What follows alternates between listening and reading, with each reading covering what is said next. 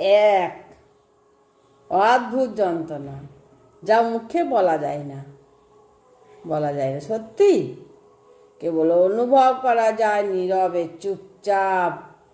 কেবল যখন আপনজন চোখ ফিরিয়ে দেয়, তখন বুকের ভেতরে জমে যায় অসহায় এক শূন্যতা দিয়ে ফাঁকা। মানুষ ভাবে সব সময় সব ঠিক হয়ে করে দেবে, পারে না। কিন্তু অবহেলার দাগ থেকে যায় গভীরে।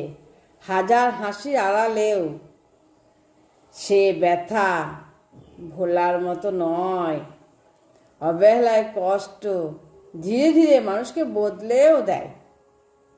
কেউ হয়ে ওঠে আরো শক্ত, আবার কেউ ভেঙে যায় ভেতর থেকে। দুই রকমই হয় অবহেলায়, কে গড়ে ওঠে আবার কে ভেঙে যায়। তবু সত্য একটাই, কিন্তু যার কাছ থেকে ভালোবাসা আশা করি, তার অবহেলায় হৃদয়ের সব থেকে বড় বেশি আঘাত করে। জানি মুগ্ধতা কেটে গেছে, সময় আমার চোখে আমার ম্লান করে দিয়েছে। এখন আপন মানুষরা কাছে আসে চমক দেখিয়ে, মিথ্যা হাসি দিয়ে।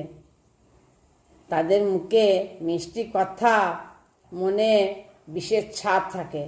তারা অভিনয়ে ঢোকে, রাখে আসল রূপ, ঢেকে রেখে দেয় আসল রূপটাকে।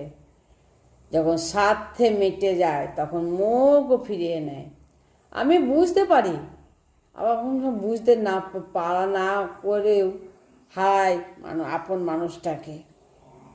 এই মুখোশধারী মানুষগুলো শেষমেশ একা হয়ে যায়, কারণ